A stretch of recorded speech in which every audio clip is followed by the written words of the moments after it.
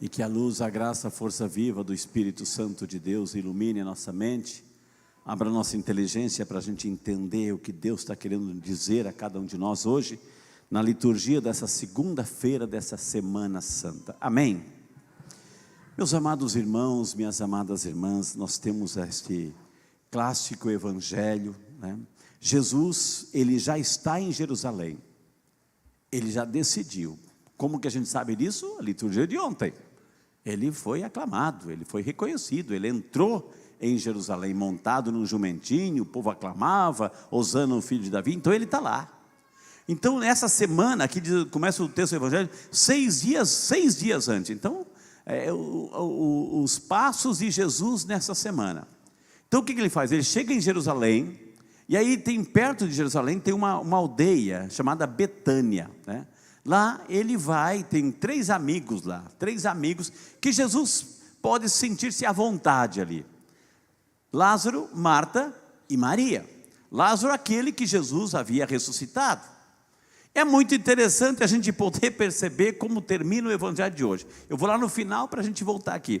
Diz assim que, então os sumos sacerdotes decidiram matar também Lázaro, porque por causa dele, muitos deixaram os judeus e acreditavam em Jesus. Ou seja, muitos judeus, tendo sabido que Jesus estava em Betânia, foram para lá, não só por causa de Jesus, mas por causa de Lázaro. Por causa de Lázaro.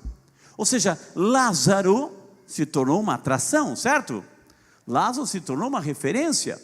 Muitos quiseram conhecer Lázaro, porque Lázaro foi aquele que morreu e Jesus ressuscitou. Então ele virou uma referência. E muitos acreditavam em Jesus também por causa de Lázaro. Muitos acreditavam em Jesus por causa de Lázaro. Eu tenho uma notícia não tão boa para dar para vocês. Não tão boa para dar para vocês. Estão preparados? Não tão boa. Ou seja, muitos foram lá se encontrar com Jesus por causa de Lázaro. Ou seja, Lázaro evangelizava. Lázaro era uma referência. Por causa de Lázaro as pessoas acreditavam em Jesus. Por causa de Lázaro, ou seja, lá o próprio Lázaro evangelizava, atraía as pessoas para Jesus. A presença de Lázaro. Você já se sentiu um Lázaro? Sim ou não? Já se sentiu um Lázaro? Por causa de você, alguém se aproximou de Jesus? Sim ou não? Pergunta para aquela pessoa do seu lado. Por causa de você, alguém já veio para Jesus? Você já trouxe alguém para Jesus? Você foi um Lázaro na vida de alguém, trazendo alguém para Jesus? Sim ou não? A resposta foi sim? Ótimo! Então lá vem a notícia que eu vou dar para você. Lá vem a notícia. Quando as autoridades perceberam que, por causa de Lázaro, muitos estavam seguindo Jesus, por causa de Lázaro, por causa de você, muitos estão vindo para Jesus, o que as autoridades resolveram fazer com Lázaro? Então te prepara. Então te prepara. Te prepara. Porque assim como você está trazendo alguém para Jesus, por causa de você que está trazendo alguém para Jesus, você pode ter o mesmo fim de Lázaro. Então, está preparado também para dar a sua vida, para testemunhar Jesus com a sua vida? Foi o que fizeram com Lázaro. Por causa de Lázaro, muitos seguiram Jesus. Talvez por causa de você, muitos estão seguindo Jesus. Então se prepare também para morrer. Em que sentido? A morte não é só física, mas para você ser caçoado, para zombarem de você, para você ser ridicularizado, para você ser motivo de piadinha nas rodinhas, porque você frequenta a igreja, porque você é de igreja, né? Vão falar mal de você, vão tentar levar você para outro caminho. Então te prepara para isso também. Te prepara para ser um novo Lázaro. Um novo Lázaro. Aí depende de você, né? Depende de você ceder a essa mentalidade mundana pecaminosa ou permanecer firme. Ou permanecer firme, testemunhando Jesus e fazendo com que as pessoas também se encontrem com Jesus. Mas o que mais chama a atenção, eu ainda não fui no centro do evangelho, é essa atitude de Maria. Jesus foi na casa de Marta, Lázaro e Maria, e lá num jantar, de repente Maria tem uma atitude atitude inesperada. Parece que ela intuía, 6 dias antes da Páscoa, ela estava intuindo que o tempo de Jesus estava chegando ao final. Ela estava intuindo que Jesus a qualquer momento ia ser preso e ia ser morto. Então o que ela fez? Num ímpeto de amor extremo, ela pegou, aqui diz assim, meio litro de perfume de nardo puro. Nardo era o perfume da época. Um frasco de nardo valia 300 denários. 300 denários. Um denário era um dia de trabalho. 300 denários, 300 dias de trabalho. Praticamente quase um ano inteiro de trabalho por um frasco de nardo. Olha o preço, olha o valor. E o que fez essa mulher? Derramou todo esse perfume nos pés de Jesus. O nardo era um perfume que vinha lá das montanhas do Himalaia, Nepal, enfim. Era raríssimo, era caríssimo. Ela derramou todo o perfume nos pés de Jesus, e a casa inteira ficou cheia desse perfume do bálsamo. Então, ou seja, e esse perfume, ele era colocado na unção dos reis, e quando se sepultava alguém importante, ou um cosmético. Então, quando se ungia um rei, se usava o nardo. Quando sepultava alguém muito importante, se usava o nardo. E ela derramou tudo aos pés de Jesus, como um gesto de amor. Toda a casa ficou inebriada com aquele perfume de nardo. Toda a casa.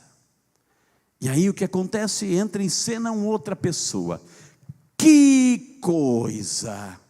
Judas Iscariotes, um dos 12, escolhido a dedo.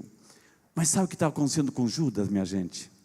Sabe o que estava acontecendo com Judas? Ele tinha uma característica, ele era ladrão, cuidava da bolsinha comum, da coletinha comum, roubava tudo, né? E aí de repente, quando ele viu aquele gesto, reconheceu o nardo, que ela derramou tudo aos pés de Jesus, enxugava com os cabelos, olha o que ele falou. Se ao menos ele tivesse o bom senso, Deus nos deu 2 olhos, Deus nos deu 2 ouvidos, e Deus nos deu uma boca. Tem gente que não tem noção. Vocês conhecem gente sem noção? Conhece gente sem noção? Eu conheço. Tem gente que não tem noção. Se de repente ele está vendo aquela cena, ele pode pensar, ele pode julgar caladinho, mas não, ele falou em voz alta. E perto de quem ele falou? Perto de quem ele falou? Do próprio Jesus. Por que não vendeu esse perfume por 300 moedas de prata para dar aos pobres? Imagina se ele estava interessado nos pobres. Ele falou em voz alta, desonrando Jesus.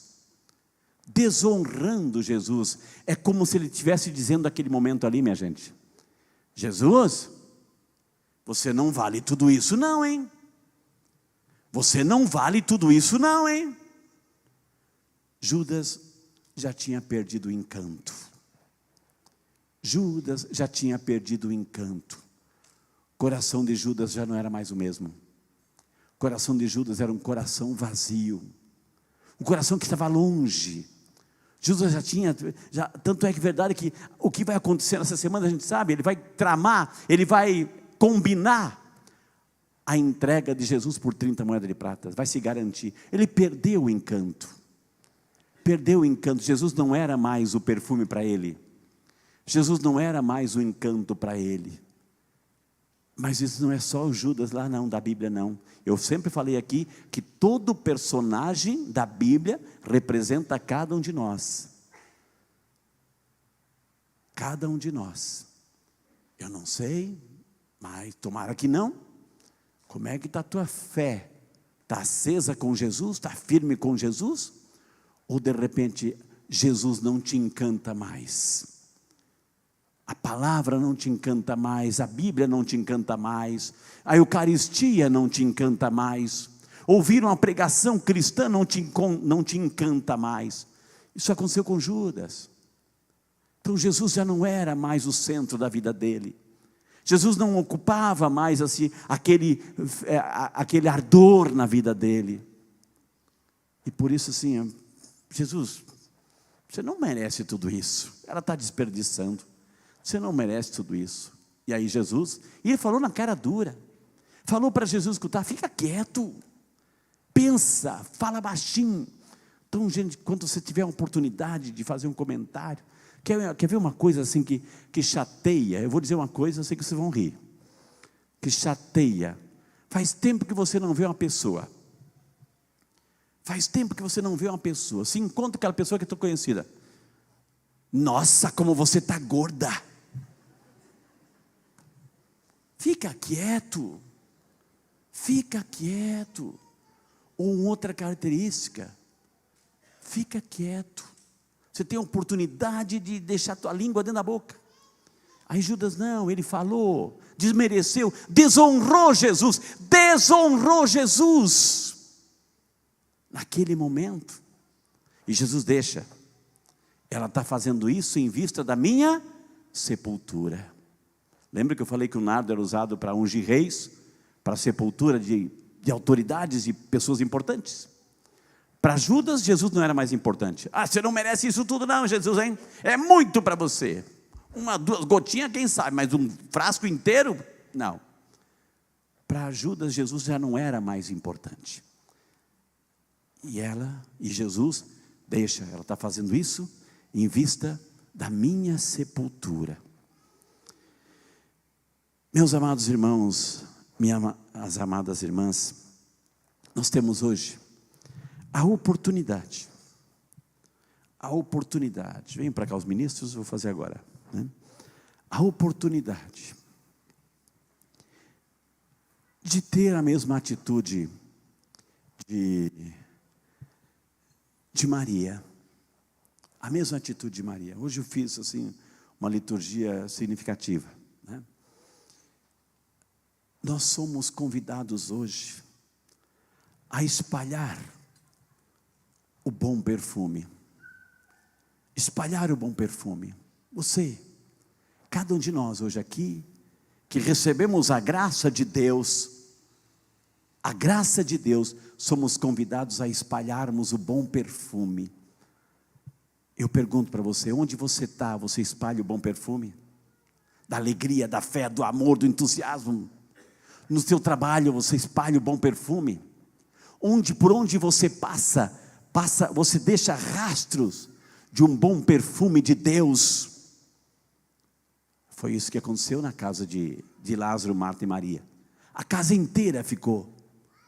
Porque nós somos convidados, eu e você hoje, nessa segunda-feira santa, a termos esse gesto com Jesus, espalhar o bom perfume de Cristo. Espalhar, irradiar, exalar o bom perfume de Cristo. Estão dispostos? Sim ou não? Estão dispostos? Então fiquem em pé. Estendam vossas mãos. Nós preparamos hoje, eu não sei se você percebeu, assim como você, quando entrou aqui, a igreja estava perfumada. E continua perfumada. E nós preparamos aqui, com muito carinho, uma essência. Não de nardo, mas um perfume. Que nós queremos que você também experimente. Que você tenha. Que você possa exalar hoje, nessa segunda-feira santa, o bom perfume de Cristo. Senhor Deus de infinita bondade e misericórdia, aqui te apresentamos, Senhor, este perfume. Dignai o Senhor abençoá-lo, santificá-lo, purificá-lo, e que através desse perfume, Senhor, todos nós sejamos contagiados pela tua graça e possamos a partir de hoje exalar o bom perfume de Cristo. Amém. Então, você vem aqui agora, duas filas aqui, nas filas, como se fosse a comunhão, vem de braços abertos, assim ó, assim, estão me vendo aí atrás? Assim, Nós vamos colocar um perfuminho de você bem no seu pulso, né? Os ministros vão dizer assim: exale o perfume de Cristo. Exale o perfume de Cristo. O que você vai responder? Amém. Exale o perfume de Cristo. Amém? Amém.